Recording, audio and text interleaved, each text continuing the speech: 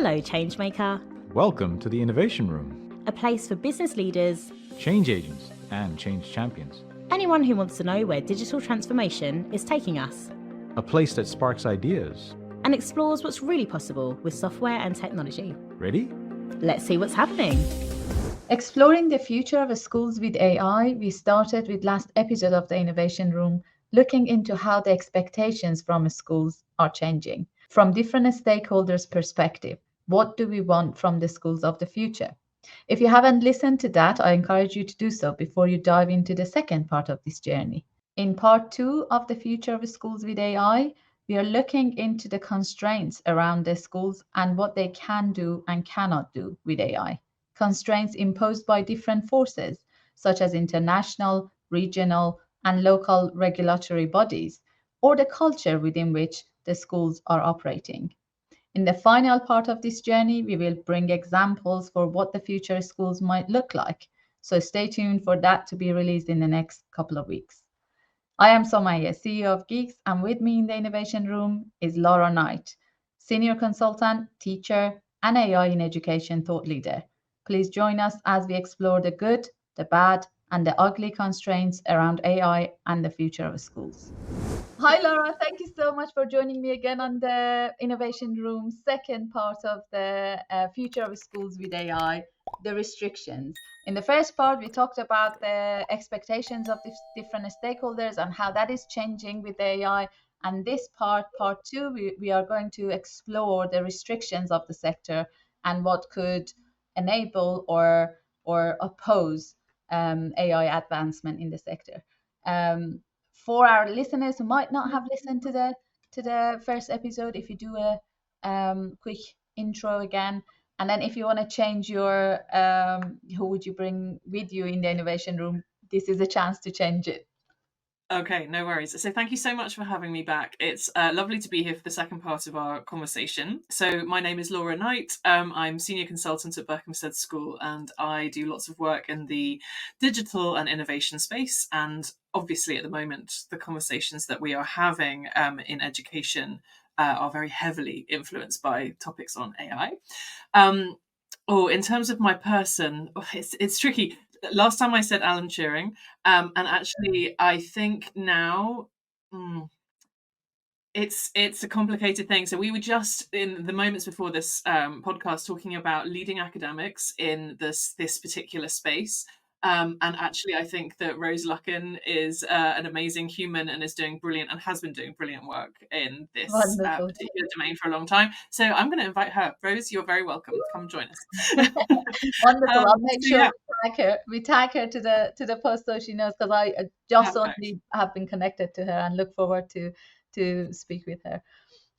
Wonderful. So if we start with, you were in Europe last week or this week? Yes, absolutely. So I've just come back from Amsterdam. Tell our audience. Yeah, tell our audience where were you? What were you doing? Sure. So there are a number of big events in the calendar in the edtech space, as I'm sure lots of your listeners will be well aware. And this particular event, EduTech Europe, is relatively new in that space. It's been going for a few years now, but really growing and a very vibrant event. We were in Amsterdam for 3 days. They run it over. It's a multi-day event with a kind of real focus on the conversations, the networking, the PD, and the quality speakers. They also have a kind of commercial space with opportunities to talk to vendors. Yeah, and on the speaker panel. Yeah, so I was lucky enough to be leading a workshop there on sort of future school and what that might look like as we move forwards with AI. Thinking then also about how we can collaborate on building a really compelling story. I did a keynote that was all about AI from a school leader's perspective. And then I was part of the closed door policy summit as well, where we were thinking about regulation, which very much sort of leans into where we're at in this conversation today. Thinking about regulation and how best to approach the complexities of regulation in education when it comes to AI and new technologies. So very, very relevant to this part 2 of the podcast on future of schools with AI. So shall we start with you explaining what is going on in terms of regulation at the moment in the UK, and then Yeah. maybe we touch on EU as well because they're our closest friend. Well, yeah, and actually, I think it's important that we consider the international piece. Now, let's start with I never start with an apology, but I will start with a caveat in that I am neither a lawyer nor a politician. I'm a teacher coming at this with my own sort of sphere of influence and knowledge. And so I recognize that my global legal knowledge may have its limits. I should expect it will. Um, but thinking about No, I'm not this. sure if we had a lawyer, how much the audience would understand what the lawyer. No, I'm not sure either. But coming at this from a human perspective and what I see and what I know, I'm very, very happy to start there. And the picture is complicated, and I think that's the first thing to acknowledge, because we have layers of existing legislation and regulation and requirements for schools and for teachers and for exam boards and inspectorates and all of these different bodies, some of which are more at a national level. Some of them are devolved, for example, in Wales, etc. And some of those are obviously going to also be affected by wider legislation that's more applicable internationally. So you already have these layers of legislation that affect how we operate in schools and what we do. So, for example, most recently in that space, we might think about GDPR, for example. But also there are going to be requirements about safeguarding for young people, about data, all of those different pieces. So then on top of those existing complexities in the regulatory landscape, we've got innovation happening when it comes to AI. So there have been a number of pieces of guidance that have already appeared. So, for example, the DFE put out a paper in March of this year, which was talking about their main concerns and where they felt the direction of travel needed to be in this regulatory space when it comes to AI. The concerns at that point were very much sort of framed around malpractice, around data, and around cybersecurity, all of which at that point, sort of 6 months into large language models being in our daily lives, felt very pressing. And the benefits conversation at that point from the DFE perspective was mostly about workload, which again is a hot topic in education, and rightly so. So there were very early doors, some perceptions around, well, perhaps this set of tools can be really useful for dealing with some of the challenges around teacher workload. Now, moving forwards to now, we've got an AI summit happening next month, which is going to be the next big iteration of these kinds of conversations, and it'll be really interesting to see what comes out of that. In the meantime, there has been a couple of key things that have happened, not least that the government has made it very clear that they have a really strong ambition about making the UK and sort of an international technology superpower. And they've launched these big plans at a very high level that talk about the ambitions for 2030 and creating a really strong sort of, it combines diplomatic and sort of technological landscapes, as well as creating a climate for startups and that kind of thing. So all of that is happening. And so there's a big ambition there, and there's lots happening in the next month. We will see some news there.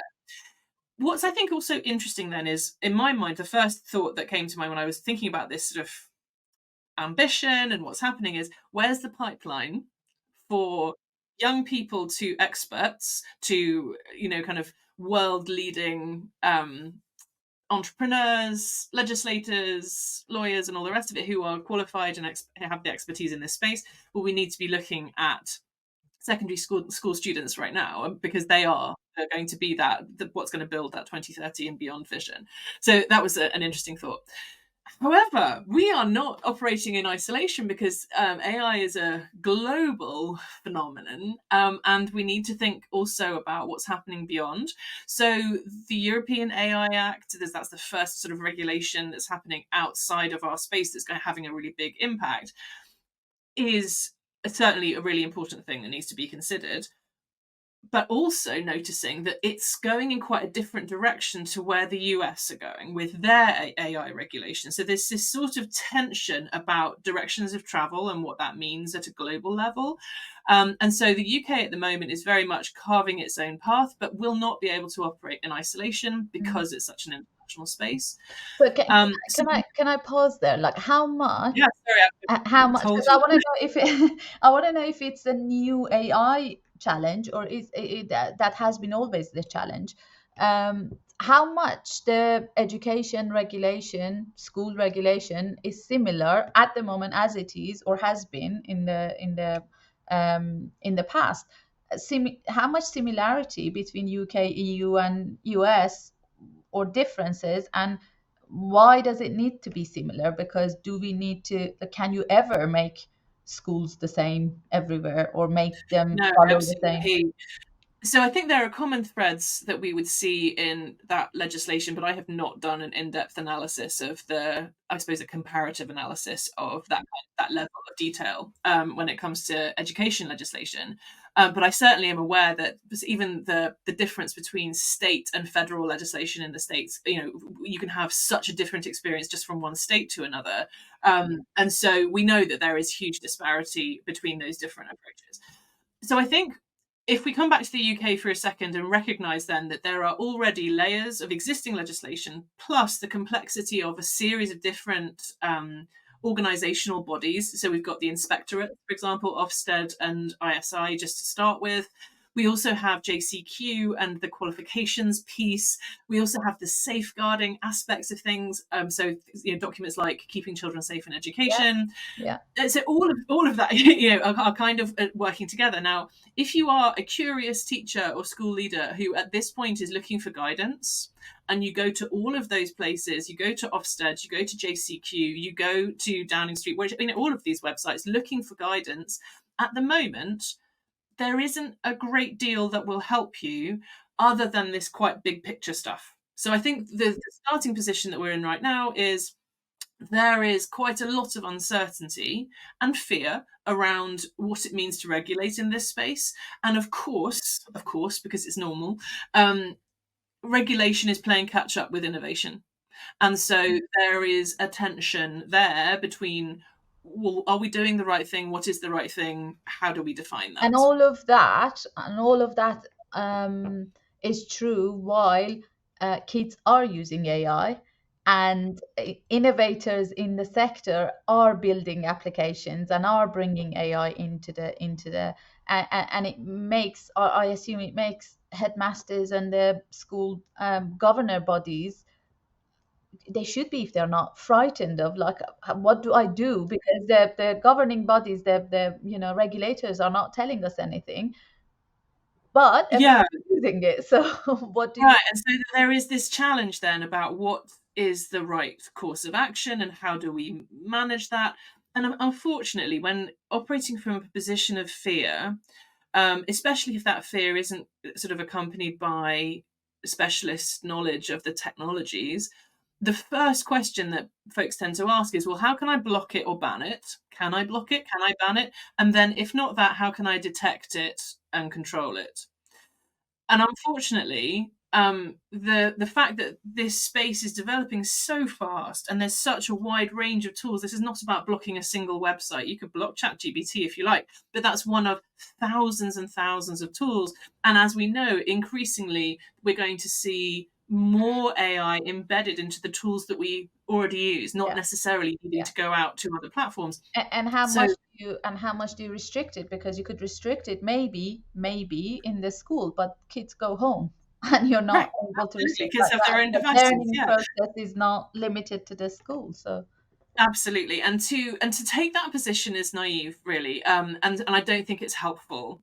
What we should be thinking about is, well, how do we first of all harness the benefits of these tools and make sure that we use them well? We teach our adults in our communities, our teachers, our administrators to use the devices, use the tools well.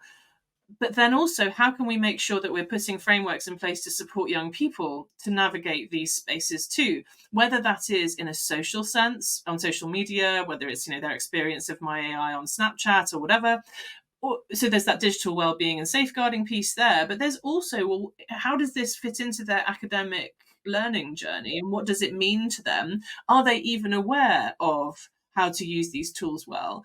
I was really surprised, actually. I had some conversations with some of my sixth formers recently, so that's 17, 18-year-old students, for those outside of the UK, about their experiences, and I fully expected them to be telling me how fluently and comfortably and confidently they were using AI tools. And actually, the message I got was one of a sort of frustration and disillusionment, because they didn't know how best to leverage them, and they struggled a little bit with prompts and which tool to choose for which job. They were actually a bit frustrated and a bit like, well, people keep talking about it, but I don't understand how you're supposed to make it work or what it's supposed to do for you. There's that kind of pushback. So I think that we can expect young people to be using AI. We should not expect them to be universally taking it up and using it well, and because that's the same kind of rhetoric that created that whole digital natives narrative, that I will hard back against, because I think that's a really unhelpful way of thinking about young people and their technology use. So we know that some young people will be using it, some well, some not so well, some ethically, some not so ethically, some actually using it without realizing what it is that they've got in front of them. Or they just come across it very randomly. I had my niece, who is 8 years old, very confidently make some statements about ChatGPT, and I did not expect her to have used it. And I was like, "What are you talking about? Where did you see this thing?" And obviously, like, we are all technologists around her, so I'm not like surprised she knows about it, but I was curious, like, how she got exposed to it. And I said, "Oh, did you learn about it in the school?" And she laughed, and she was like, "Nah, nobody in the school talks about it." I'm like, "Oh, okay, so how did you learn then?" And she was like, "Well, on the iPad, on the news section, and I saw news about it on ChatGPT, and then I know, and I also know," and she was so proud of it, "and I also know Elon Musk is building the chip that is gonna," and I was like, "Oh my God!" Like, it's all right there. Yeah. So all it takes is a bit of curiosity, learning and being exposed, and using, and she was using it quite like she was using it as if she's using Google. Like, it's, yeah, sure, ChatGPT is there, and I just have a chat with it. So if the school isn't even thinking about, absolutely.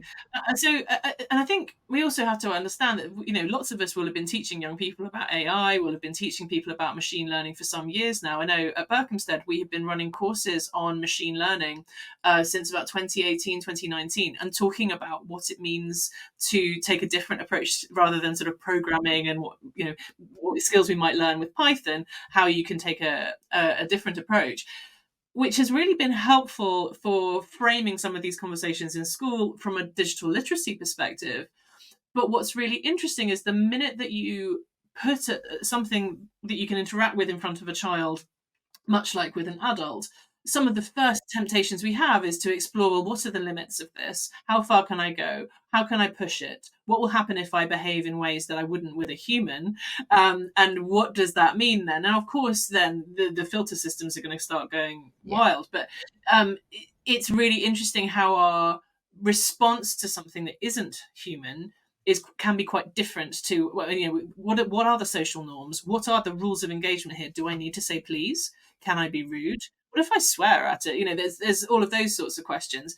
And so I think there's quite a lot of us, sort of perhaps maybe older millennials and Gen X types, who have grown up thinking, well, if I say please to Alexa when the robots take over, maybe I'll be counted as one of the good ones. There's this sort of slightly superstitious kind of approach to it, which comes from a grounding of much 90s sci-fi, I'm pretty sure. What that means, though, for younger people is, I think, a far more brazen, well, let's see what I can do then, and perhaps a fearlessness that might be slightly different. But I do think there's a real interesting sort of superstition that we're seeing. There's quite a lot of talk about how these things work that sounds like magic, mystery, a sort of wizardry, and I think that there is, where people don't understand what they're doing, they then will use metaphor that's quite linked to magic and mystery in ways that, again, is not very helpful. Yeah. So, But also that yeah, that takes us to a very interesting place, because one of the restrictions of building a future of schools with AI is going to be the cultural context of where their schools are. And you can look at it from different angles, from the countries or the regions they are in, but also the type of schools they are. Um, so think about, when we talk about school, what are we talking about? Are we talking about independent schools and the culture that they have, or are we talking about grammar schools, or are we talking about the status schools? Like, what are we talking about, and what are the restrictions and the cultural differences that they have, and their sure. approach to any innovation, AI included? And I think that's a really interesting point to reflect on. There are different levels of autonomy in different types of schools, and different pressures on the curriculum and on results and on assessments. So I think we first of all have to understand that there are going to be quite big contextual differences across different types of schools. For the most part, we will see more freedom and independence away from the traditional, more restricted curriculum in independent schools, but not exclusively. And there will be plenty of schools, for example, free schools and maths, who have more creative freedom with their curriculum, who may well be looking at, well, how can we deal with this and what does it mean? But we're back to our very familiar problem around gaps and around inequalities when it comes to digital provision, connectivity, devices, and that kind of thing, because those young people who have poor access digitally right now are going to have poor access to AI tools in just the same way. I think there's also some interesting questions here around age, because in so many cases, the conversations I see around schools and AI tend to be very secondary or senior focused. And there isn't a great deal of conversation around what happens with the under 11s and sort of primary prep school ages, which is a real shame. And I think a lot of that is around us imagining, well, a lot of these tools are 13 plus, and so we're just going to pretend that primary schools aren't even involved in the conversation, and that's not doing anyone any favors. But I do also think we have to be careful about the literacy angles and what age appropriate autonomy means in this space. I feel very strongly that young people, much like being taught to swim, you can't throw them in at the deep end, or drop them off in the middle of the ocean expecting them to know how to manage themselves. We do need to give them structured experiences with the appropriate levels, like guardrails, supports, But how safeguards. much, like, I would take the question, the same problem, to a different level of how much our teachers in different sections of the school sector understand those, or do they have the guardrails? Do they have the understanding of AI? So I'm very interested. If you're a, I don't know, if our listeners, if there is one, just please comment on the Yeah, no, I'd be delighted. on And I this. think But the response I'm will very be this. I'm Yeah. very interested. If you're a history teacher of Hmm. whatever, if somebody start talking to you about AI and how they can learn history from AI, then what are you going to do? Like, what do you know how to react to that? Do you know what to tell them they are able to do, and or they are not able to do, like that? I think that's a bigger problem than thinking anybody's. Yeah, I hear you, and I think there's definitely going to be at the moment a quite patchy understanding, because there isn't at the moment a national program for delivering CPD on this to teachers. It will be largely up to school leaders and budgets and capacity and existing strategic goals to decide where AI might fit on their agendas. I know that there are an awful lot of brilliant, enthusiastic, innovative teachers who are delivering CPD and best practice and sharing ideas on this in their schools up and down the country. And we can see that sort of blossoming in spaces on Twitter, X as it is now, and LinkedIn and other social media platforms. Is it consistent? No, of course not. There are definite Wild West vibes out there. And is it appropriate to be pushing AI on everyone in every school at this point? No, I don't think it is either, because schools do have autonomy, rightly so. They have their own development goals, they have their own agendas, and they have their own strategic needs, which may well be elsewhere right now. But I do think what's important is that we don't forget anyone in this mix, and we don't ignore the primary prep end of things just because it's slightly less convenient. But also, I think we need to think very sensibly about the division between student use and teacher use, because those are two quite distinct models, and what we can ask teachers to do and how we can encourage them to engage with AI tools is very different to how we think about young people, their data, their privacy, and all the rest of it. We have such a high level of responsibility, and education use, in terms of that sort of legislatory piece, education use is considered high risk just as a blanket default because of young people's data security needs and the risks around privacy. So we should be taking care. I welcome experimentation. I encourage people to take an open-minded approach to seeing how things can bring benefit to classrooms and young people's progress. I also think that we need to take great care with doing things well, doing things appropriately and safely for young people. And how much do you think, because for example in other sectors there are very different regulatory powers or freedom in different UK nations. As an example, the way Scotland's police have decided, or the Scotland government has decided, the police are not able to use face recognition yet, whereas England has decided, no, we are going to use it. So how much of it is does exist in the schooling system? Like, can a school in Scotland decide very differently than in England, or are they all? And that's going to be a really interesting thing to see develop. And I think particularly when we're looking at AI deployed as in tools like classroom management, in things that have those biometric aspects to them, that's where we're going to see those kind of clash, of where the legislatory differences exist. But broadly speaking, I don't think that there's a vast difference between how we are expected to safeguard young people in Scotland and Ireland and in England. There is, I think, a great deal of commonality there. The questions around facial recognition are certainly interesting. There will also be nuanced differences, I'm sure, around data and around ages at which different people can engage with different things. And that is going to be quite a challenge for suppliers and developers to manage, because there is going to be such variation between different geographical areas. Yeah, absolutely.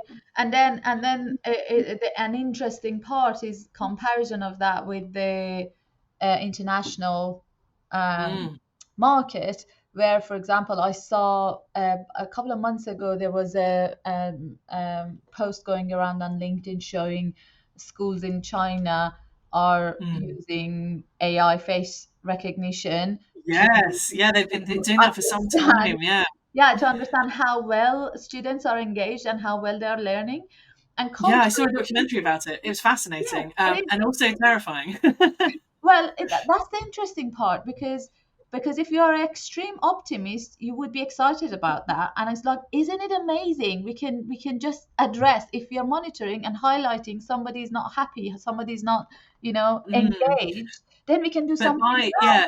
So I showed that documentary. I showed that documentary to my students, and we had some really great conversations. I was talking to them about who does your face belong to, was actually the question that it became about. Like, is your face your own, and should you therefore be protecting your face from being seen, processed, stored, used, manipulated, whatever? And they were surprisingly cross that software like that could be used in a classroom setting in other countries, in China, for example, because they felt like it was an unfair way of tracking and monitoring them, that it invaded their privacy. But also there were some students who were saying, well, what about the neurodivergent kids? What about the kids who actually don't have terribly expressive faces, or who respond in ways that might be outlying? If I play the devil advocate, then there, what's the difference of doing that as opposed to letting the teacher to do the same? Because that's what the teachers do. They storage. So monitor it's people and they make yeah, judgment call about, and you have the same sure. problem of if the teacher is not trained or really good at identifying, those kind of things when people don't show them, like neurodivergent or other people, like then what do you do? Whereas, So for I think example, that AI the would be issue, trained to do that. I hear you. I think the issue is not so much about the interpretation of the information in the moment, whether it's done by a teacher or not. It's about what happens with that data. No teacher is selling their information that they have learned about the children in their classes to back to whichever provider or data broker in order for profit. And there is no then bank of information that is stored around a child's facial expressions in their maths classes on Thursday That, afternoons. that that's Um, very that's interesting though, because I'm a technologist and I know you can apply the same technology in a different way. So what you're telling me is that, for example, if you create an app that doesn't save the data, doesn't send the data anywhere, but just does that and just let the teacher know. So it's like a teacher assistant that helps the teacher in the moment in the classroom to be able to read the kids better than they would have done themselves. So you're saying we don't have a problem with that, but we have a problem what happens with the data. I think I have a problem with what happens with the data and where the child doesn't have, or the human in the room, whichever human it is, whether it's an adult or a child, loses agency over their physical self, and that expression of how they are behaving. I think that there is so many behavioral nuances there that are important to recognize, but I also feel like we have to be really careful about privacy. We have to be. I would be. So I'm thinking as a parent as well. Like, how comfortable would I be if my son's behaviour was being analysed in that way, and then perhaps used against him, or to discriminate against him, or to mean that he had fewer opportunities available to him because his reactions weren't the same. Do you see what I mean? So I would be very cautious Yes, about how that data yes and is no, gathered. because I'm hearing that conversation a lot coming up about AI, and I feel like I'm becoming naturally, because I'm a technologist, I'm becoming AI lawyer, like just defending AI. That like it's not the AI. AI is a knife. You can kill with it. You can cut vegetable with Oh it. yeah, You can absolutely. do whatever you want. Sure, but it's not the tool itself; it's what people do with the tool. I totally hear you on that, and I completely agree. But I think I think it's naive to imagine that people aren't out to benefit to the best financial gain possible with all of these opportunities. And unfortunately, adults are responsible for whatever they tick when they say yes, I agree to the terms and conditions, but children don't have that opportunity. And so I think it's really important that we take pause and advocate for them, for their privacy, and make sure that good decisions are made such that that isn't compromised. Yeah, yeah, I hear you as well. But I am slightly less optimist that humans do better.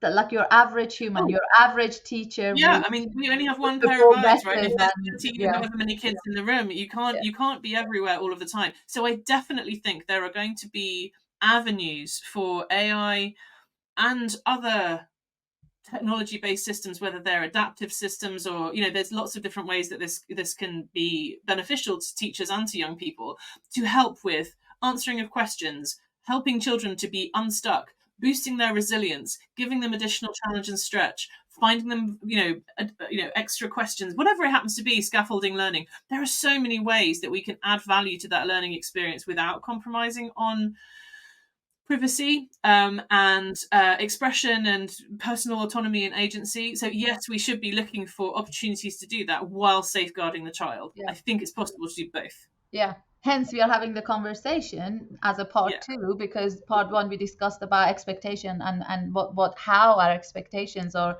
changing, and everybody is demanding more personalized, more contextualized Yeah, and I experience of think that's so education. interesting. The more and I've talked about this quite a lot at EduTech Europe. I'm really interested in this personalization thing because I feel like it's become an almost totemic kind of mantra wherever you ask about what are the benefits of AI, how can we make sure that AI is having a positive impact in the classroom, the very first thing that is often mentioned is personalization. And I think we need to be a little bit careful about just accepting that at face value and think too about what that actually means, not least because learning and school is a social activity. It's about culture and community as much as it's about the individual. So when we're thinking about regulation, when we're thinking about policy, when we're thinking about choice of tools, I think we have to honor the fact that the cultural experience of learning and the collective is as important as the individual personalized one. And we're not ever at this point, in the next few years, certainly going to be changing the paradigm of education to such a radical extent that people are sitting in individual booths with headphones and a screen and never interacting with another person. One of the reasons I very much welcome conversations about these things with anybody is because I think there is so many misunderstanding. We are not on the same page when we talk about different things. We are not talking about the same. So when we use different terms, we are not on the same, meaning of those.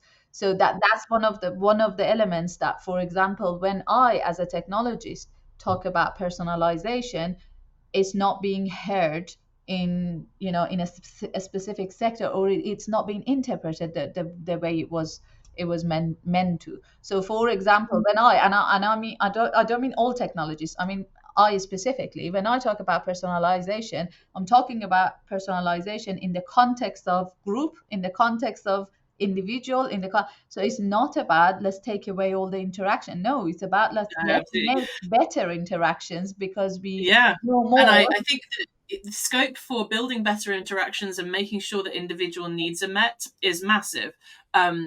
Platforms and tools talking about personalization when actually what they mean is you can change the color on the avatar that you have within the app, when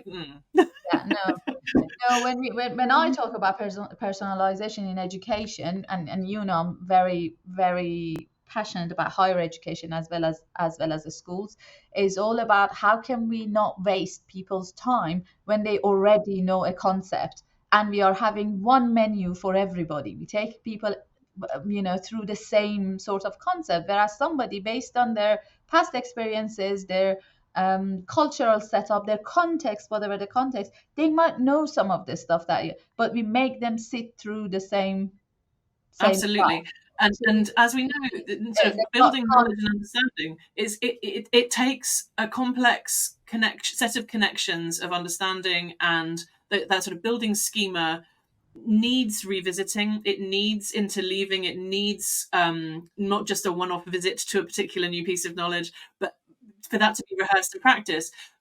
But also then, once understanding has been reached, not wasting anybody's time is hugely important, and then building in a really constructive, purposeful way on that knowledge so that it can be extended and connected beyond.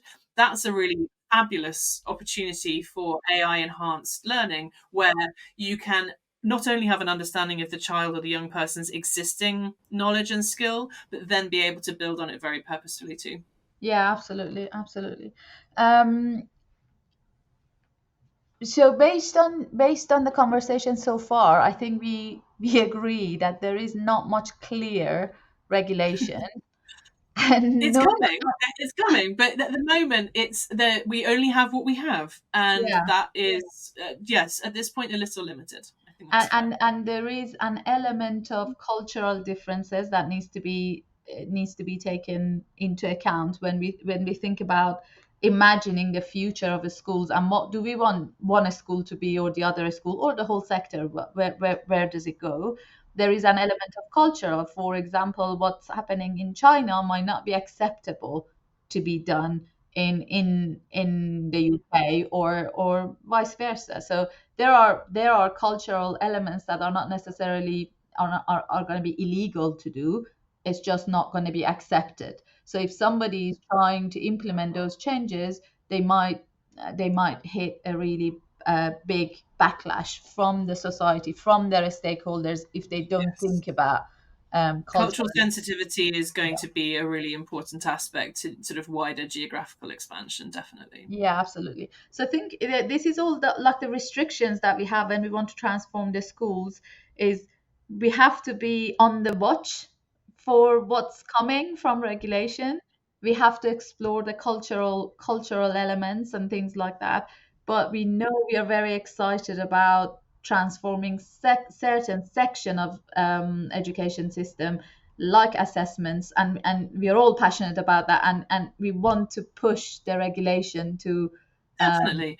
But move. also there's a place for forward-thinking conversations to happen in schools, and schools to build their own AI policies to make sure, well, within those sort of wider legal frameworks, to make sure that they're creating in the school the best possible opportunity for thriving, for progress, for workload, enhancement, and all of those kinds of things. And I'll do a quick mention now, if I may, of the policy template that Mark Anderson, ICT evangelist, and I built together, which it acts as a prompt, if you like, for school leaders to help them create something suitable for their own context, which really enhances those opportunities. So that's available freely for everybody and can be accessed on Mark's blog. Yeah, we make sure we link it to the yeah, it's been downloaded thousands of times already, and it's only been out in the world for a couple of weeks, so we're really thrilled with the positive response we've had to that piece of work. Well, I'm sure, and we need more and more of those kind of things that play the role of guidelines and help people to move forward, provoke some useful, productive thought. Absolutely. So just a reminder to the audience, this was the second part of 3 parts podcast on future of a school with AI. We talked about expectations and how they are changing. We talked about restrictions and what you need to be careful about. And the third and last part is going to be about considering the expectation changes and considering the restrictions. What are the examples of future of schools? So that's the part that I'm very, very excited about to explore with Laura, of like, let's imagine what could the future of our schools look like, and they can all be different. It's not that there is no, like, we are not going to create one model and say everybody needs to look like this. It's about creating that personality for each school, so every school has a promise, and based on that promise, what their future could look like. Very excited to do that, Laura, with you. Yes, next couple of weeks, and thank you so much for joining on this part 2 with me. Any parting words for the audience? I think just watch this space and stay curious. Thank you. Thanks for joining us in the Innovation Room. We hope it sparks some ideas. Want to learn more about what we do? Maybe you could even be our next guest. And spark some ideas yourself. Find us at Geeks Limited. And join us again soon. Because real change never stops.